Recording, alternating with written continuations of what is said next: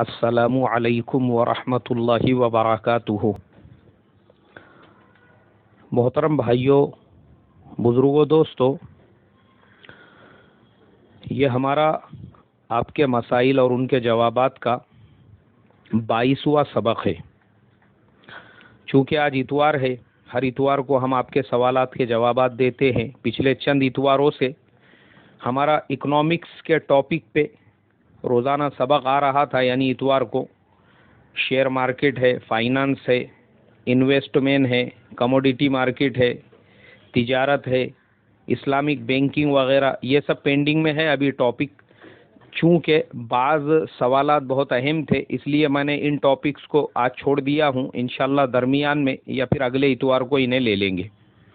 آج جو سوالات آئے ہیں، ان میں پہلا سوال محمد ناصر صاحب نے گوا سے پوچھا ہے کہ مولانا صاحب کیا مونچھوں کو اس طرح سے صاف کر سکتے ہیں؟ بھائی ہمارے محمد ناصر صاحب، آپ کے سوال کے جواب کے تلاش میں مجھے کئی کتابوں کی ورق گردانی کرنی پڑی۔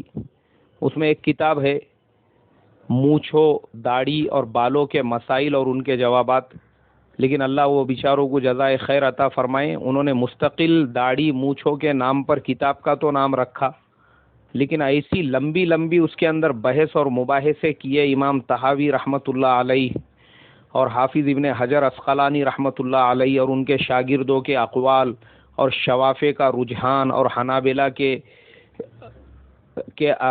اس کے بارے میں کیا نظریات، یہ تمام چیزیں تو انہوں نے اس کے اندر جمع کر دی، لیکن میرے جیسا ایک عام فہم انسان، اس کے لیے انہوں نے اخیر میں خلاصہ نہیں بیان کیا کہ وہ بولنا کیا چاہ رہے ہیں اور ہمارے جیسے لوگوں نے کرنا کیا چاہیے۔ لیکن مجھے جو ہے واضح جواب ملا حضرت مولانا خالد سیف اللہ رحمانی کی حلال اور حرام میں، اور علامہ یوسف صاحب لدھیانوی رحمۃ اللہ علیہ کی آپ کے مسائل اور ان کے جوابات میں۔ مولانا خالد سیف اللہ رحمانی صاحب نے تو حلال اور حرام میں بہترین انداز میں وہ قص الشوارب والی حدیث کی تشریح بیان کی کہ بھائی دیکھو، ہمارے جو 3 ائمہ ہیں، امام شافعی رحمۃ اللہ علیہ، امام احمد ابن حنبل رحمۃ اللہ علیہ، امام ابو حنیفہ رحمۃ اللہ علیہ، ان تینوں کے نزدیک مونچھوں کو صاف کرنا، ان میں مبالغہ کرنا، یہ سنت ہے۔ لیکن امام مالک رحمۃ اللہ علیہ صرف اتنے بالوں کو، مونچھ کے اتنے بالوں کو کترنے کو صحیح سمجھتے تھے جس سے ہونٹوں کی سرخی نظر آ جاوے۔ اس سے زیادہ مبالغہ کرنا یا پوری طرح سے منڈانا ان کے نزدیک بدعت اور قابل سرزنش عمل تھا۔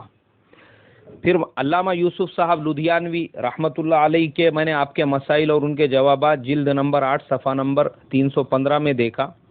انہوں نے بہترین انداز میں لکھا کہ حدیث پاک میں داڑھی بڑھانے اور مونچھوں کو صاف کرانے کا حکم ہے۔ علماء احناف کے نزدیک داڑھی کی مقدار 1 مشت ہے، 1 مشت پکڑ کر جو زائد بال ہو اس کو کاٹ سکتے ہیں، اس سے زیادہ کاٹنا جائز نہیں۔